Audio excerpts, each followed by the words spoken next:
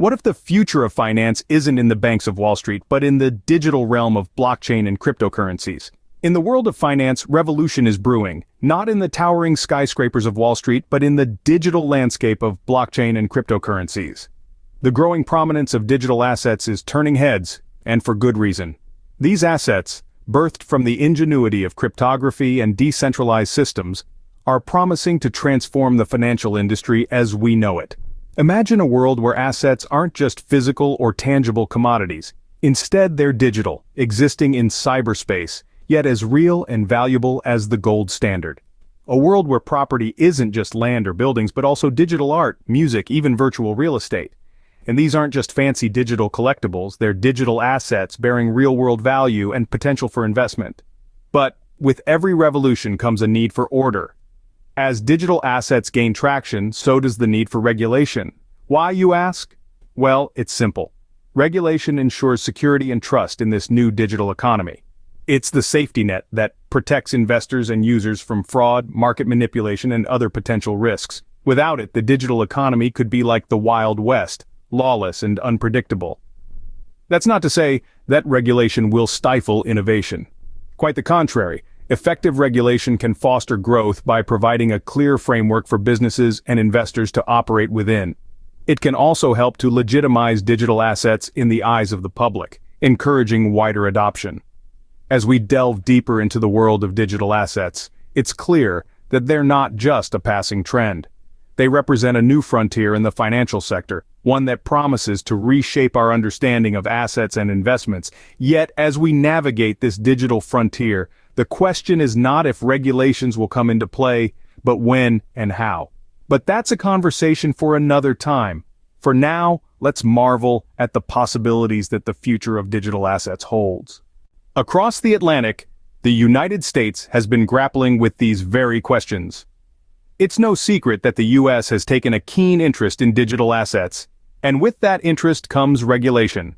At the forefront of this regulatory landscape is the U.S. Securities and Exchange Commission, the SEC, who has taken the lead in classifying certain digital assets as securities. Now you may be wondering, what does this classification mean? Well, in simple terms, a digital asset deemed a security falls under the purview of the SEC, and with it comes a whole suite of regulatory requirements. To be compliant, these digital assets require registration, ongoing disclosures, and adherence to a set of rules intended to protect investors and maintain fair, orderly, and efficient markets. But it's not as straightforward as it sounds. The question of which digital assets qualify as securities has sparked debates and legal battles. The U.S. uses the Howey test, a method established in the 40s to determine whether an asset is a security. The test asks whether there's an investment of money in a common enterprise with an expectation of profits predominantly from the efforts of others. Sounds simple enough, right? But applying this test to digital assets has proven to be a challenge, given the unique and evolving nature of these assets. The debate extends beyond the SEC. Federal and state regulators, lawmakers, and the courts have all weighed in, creating a complex and at times confusing regulatory landscape. Digital asset companies, investors, and enthusiasts are caught in the middle trying to navigate this shifting terrain. Despite the challenges, the U.S. continues to play a crucial role in shaping the future of digital asset regulation. The decisions made here will likely have ripple effects across the globe, influencing how other countries approach their own regulatory frameworks. As the world's largest economy, the U.S.'s approach to digital asset regulation will undoubtedly have global implications. The next chapter in this story is still being written, and the world is watching closely. Meanwhile, in the East, China is charting a different course. While the world grapples with the nuances of digital asset regulation, China takes a more stringent stance. It's a complex landscape, one that has seen an outright ban on initial coin offerings, or ICOs, and a rigid stance against cryptocurrency exchanges. This might seem counterintuitive in a global environment that is increasingly embracing the digital finance revolution. However, it is part of a broader strategy. China has always been a nation of long-term planners, and its approach to digital assets is no different. The Chinese government isn't turning its back on the digital finance revolution. Instead, it's looking to shape it in a way that aligns with its national objectives. Central to this strategy is the development of its own digital currency, the Digital Currency Electronic Payment or DCEP. Now, the DCP isn't your typical cryptocurrency. It's a digital form of the yuan, controlled and issued by the People's Bank of China. It's a form of legal tender, just like paper money, but with the added benefits of blockchain technology. It's a two-tier system with the central bank at the top and commercial banks at the bottom. The structure ensures that the government retains control over money supply and circulation. China's digital currency is a testament to the country's ambition to lead the world in digital finance. It's a bold move, one that could potentially reshape the global financial landscape. The DCEP isn't just about embracing technology, it's about leveraging it to bolster the yuan's international status and reduce dependence on the global dollar system.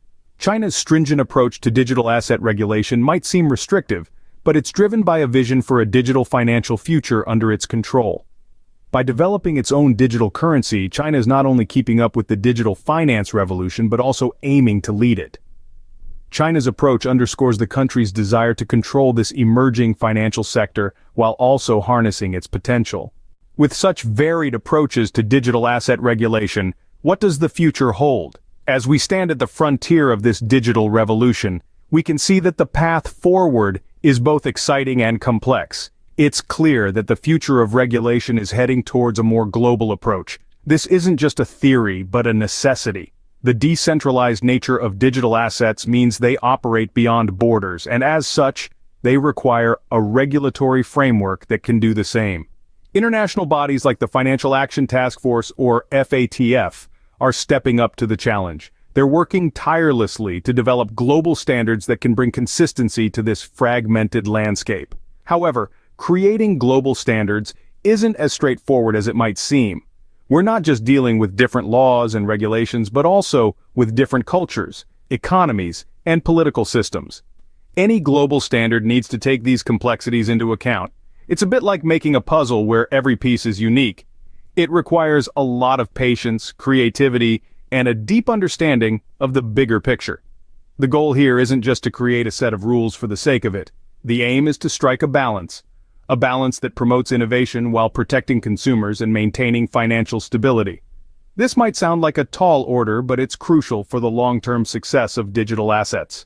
By fostering an environment where innovation can thrive, we encourage the development of new technologies and solutions that can drive economic growth. At the same time, by protecting consumers, we ensure that these innovations benefit everyone, not just the few. And by maintaining financial stability, we prevent the kind of market disruptions that can have far-reaching consequences. So, as we look to the future, we must remember that regulation isn't a barrier to progress, but a guide. It's a tool that can help us harness the full potential of digital assets while minimizing the risks. As we step into the future, it's clear that the world of digital assets is here to stay. The challenge now is to navigate this new landscape with wisdom and foresight.